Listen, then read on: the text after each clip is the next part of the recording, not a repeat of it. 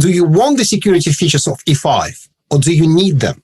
Maybe in the next 3 years, you don't need them. Maybe you're still using your other third-party security suppliers. Why would you pay twice? There's a focus on with Microsoft to move to 365, to move to Azure. In organizations with large Microsoft footprints are feeling this pressure for cost reduction. How can we get more for less? How do we become as efficient as possible? If you want to put it in one word, it's analyze. You'll be surprised. One of the reasons I like my profession is that it almost feels like I'm a magician. There's always something I find which stuns people. Did we actually sign this? Oh, do we have this license we're not using? There are various ways then how you can save. You can profile your users correctly. That not only applies to Microsoft. Look at SAP, Oracle applications. How do you optimize user licenses? You just look at what users are using and what they should be using and what they shouldn't be using, and then you optimize. That's how you cut costs. Especially Office 365 and Azure-based world where the taxi meter is ticking. Whether you're using the taxi or not, it's there and it's ticking. Analyze and optimize. There's a big difference between want and need. Ask yourself a question. Do you want the security features of E5 or do you need them?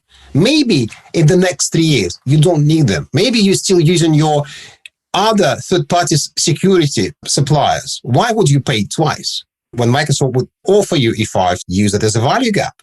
I'm already paying £1 million, $1 million per year for a third-party solution that won't expire until this date. Dear Microsoft, I'll take it. I like it. But I don't want to be paying twice for the same features. So give me a discount for that period until my other contracts expire. And what shouldn't be forgotten is there's always that wait. Disabled users, inactive users, you can reduce the difference. It's in human psychology to buy a bit more than you actually need. Yep, we always buy room to grow, as though Microsoft won't sell you what you need along the way. They're happy to. If an organization has a renewal coming up, another cost pressure, very tense. Millions of dollars, millions of pounds. Microsoft comes in, says it'll be X% more, because it's never less, never the same. It's always more.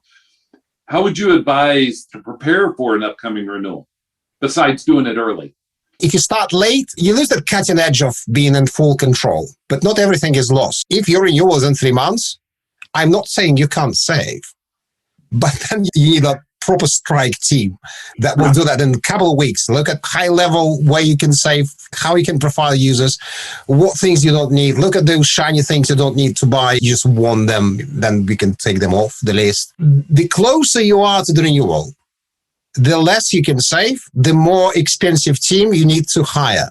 You will still save. You can probably negotiate certain things, but Microsoft is the toughest nut. It's very difficult to get a discount out of Microsoft unless you're fully prepared. Their salespeople are trained on a daily basis on how to sell and negotiate. You're not.